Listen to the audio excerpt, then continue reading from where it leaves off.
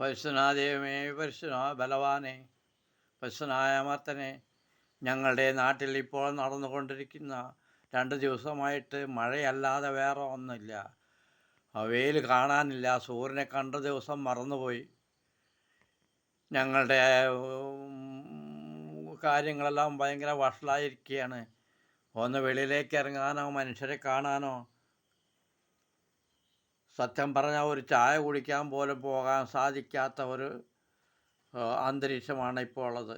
അതുകൊണ്ട് കർത്താവെ, കനിവോടെ കാത്തു രക്ഷിക്കണമേ. യേശുവേ, പാപിയായ എൻ്റെ പ്രാർത്ഥന കേട്ട് ഈ കാലാവസ്ഥയൊന്ന് മാറ്റിമറിച്ച് ഞങ്ങൾക്ക് മനുഷ്യർക്ക് ജീവിക്കാൻ പറ്റുന്ന ഒരു കാലാവസ്ഥ ആക്കി തരുവാൻ പ്രത്യേകം അപേക്ഷിക്കുന്നു. മഹാപാപിയായ എൻ്റെ പ്രാർത്ഥന കേട്ട് എനിക്കും ഈ ലോകത്തിലുള്ള ജനതയ്ക്കും എല്ലാ ലോകത്തിൻ്റെ എല്ലാ ഭാഗങ്ങളിലും ഇത് തന്നെയാണ് സംഭവിച്ചുകൊണ്ടിരിക്കുന്നത്.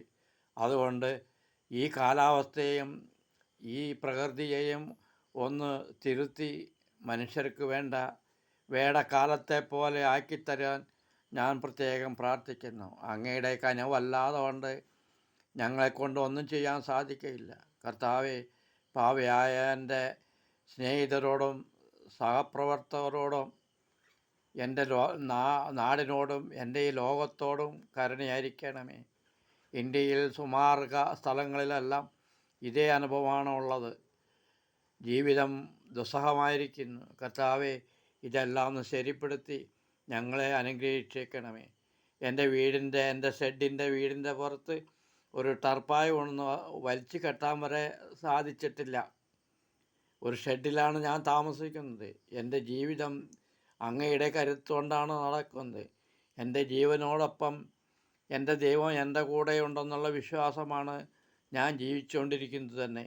അതിനാൽ വളരെ സന്തോഷത്തോടെ എൻ്റെ ഈ പ്രാർത്ഥന കേട്ട് കർത്താവെ കാത്തു രക്ഷിക്കണമേ.